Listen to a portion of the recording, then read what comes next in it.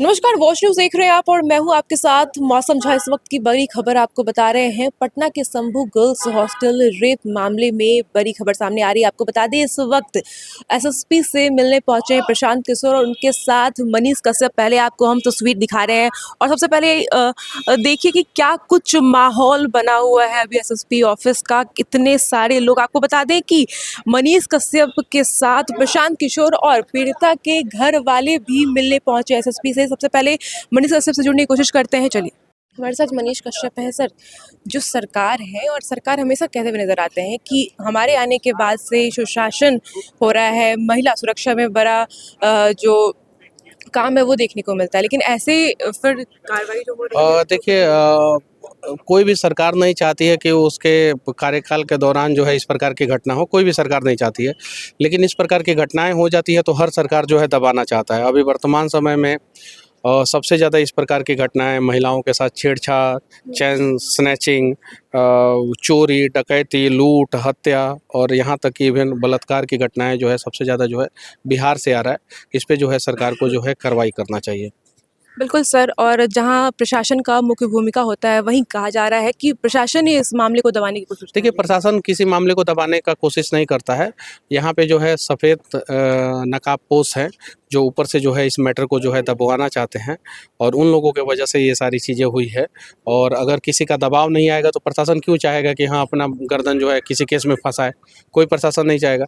जो थाना प्रभारी जो है पहले दिन जो है ये कहती थी, परिवार वाले हैं, ये परिवार वाले ही हैं ये लोग, ये कहती थी कि हम किसी भी हाल में इंसाफ दिलाएंगे और पकड़ के लेके आई। हॉस्टल संचालिका को जो है पकड़ के लेके आई और वहीं जो है 24 घंटे के बाद बदल गई। यानी कहीं नहीं तो कहीं जो है ऊपर से दो घंटे के अंदर जो है उनको छोड़ दिया। तो कहीं नहीं तो कहीं ऊपर से दबाव के कारण ही ऐसा होता है। तो हम लोगों ने जिन नेताओं को चुना है वो नेता जो है बिहार के लोगों के साथ खड़े नहीं हो रहे हैं। इस वजह से जो है इस प्रकार की घटनाएं हो रही हैं। मान लीजिए कि उस परिवार से, पीड़ित परिवार से, जहानाबाद के उस पीड़ित परिवार से मिलने जो है मिनिस्टर जाते हैं, वहाँ के आसपास के सांसद विधायक सभी लोग जाते हैं, यहाँ से नेता लोग जाते हैं। तो शायद जो है इस प्रकार की घटनाएं अगली बार जो है किसी जिला में नहीं घटता या कम होता। आप पीड़िता के परिवार वाले को लेकर के आए हैं प्रशांत किशोर के साथ, आगे की क्या रणनीति? हम ये चुनाव थोड़ी है कि आगे की रणनीति बनाएंगे। हम लोग बस इतना चाहते हैं कि बस पीड़िता को जो है इंसाफ मिले किसी भी हाल में, और किसी भी हाल में इंसाफ मिलना चाहिए। बस इसके अलावा तो आगे की कार्रवाई को लेकर के, इंसाफ को लेकर आगे की कार्रवाई तो एसआईटी का गठन हो गया है और डीजीपी साहब ने जो है एक्शन लिया है और सख्त एक्शन लिया है। और उम्मीद है कि जो है 1 महीने के अंदर अंदर सारे अपराधी जो है सलाखों के पीछे रहेंगे, उम्मीद है। तो सुना आपने मनीष कश्यप ने क्या कुछ कहा है। साथ ही प्रशांत किशोर जब एसएसपी से मिलकर निकलते हैं उसके बाद उन्होंने क्या कुछ कहा है, पहले आप वो भी सुनिए। कुछ आक्रोश है उस महिला के प्रति, उस महिला पदाधिकारी के प्रति। तो ये लोग चाहते हैं कि उन पर एडमिनिस्ट्रेटिव या विभागीय कार्रवाई हो। उसके कंट्रोलिंग अफसर एसएसपी हैं, इसलिए इनसे मिल रहे हैं। और दूसरा, इस घटना के बाद इसके विरोध में कारगिल चौक पर कुछ बच्चों ने और कुछ परिवार के लोगों ने शायद धरना प्रदर्शन किया था, जिस पर कि लोगों पर एफआईआर हो गया है। और कल उसी संबंध में शायद बीएन कॉलेज में पुलिस ने छापा उपा भी मारा था।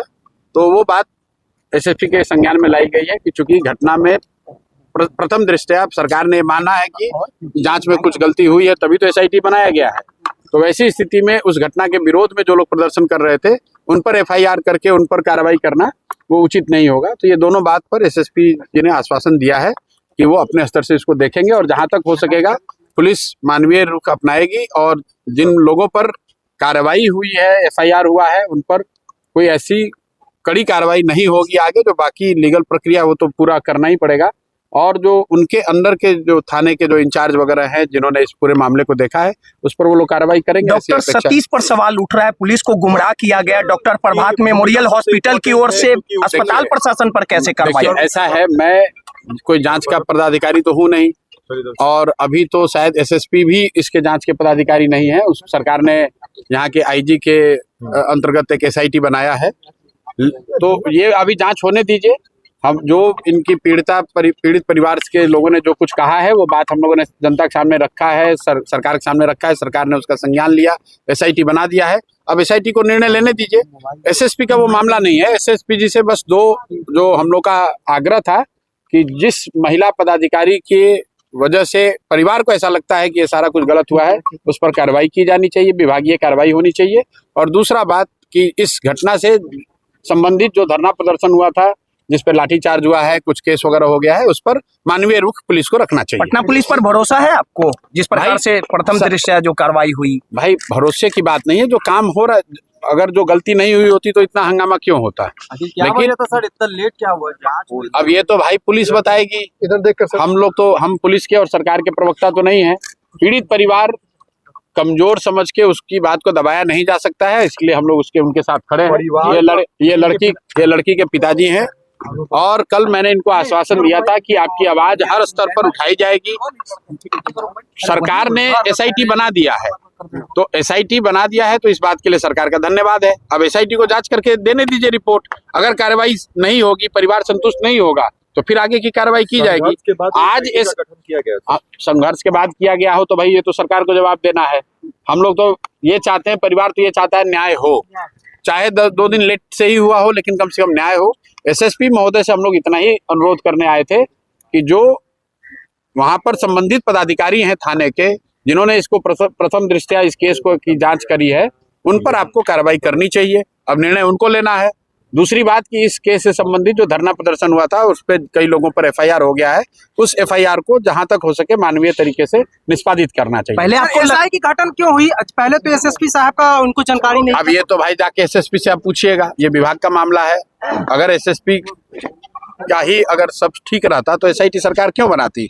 लेकिन वो हमारा विषय नहीं है। हमारा विषय तो इतना है कि इस परिवार को न्याय मिलना चाहिए। प्रशांत किशोर जी, आपको ऐसा लग रहा है कि पहले मामले की लीपापोती प्रशासन के द्वारा की जा रही थी? भाई ये तो दिख ही रहा है आपको।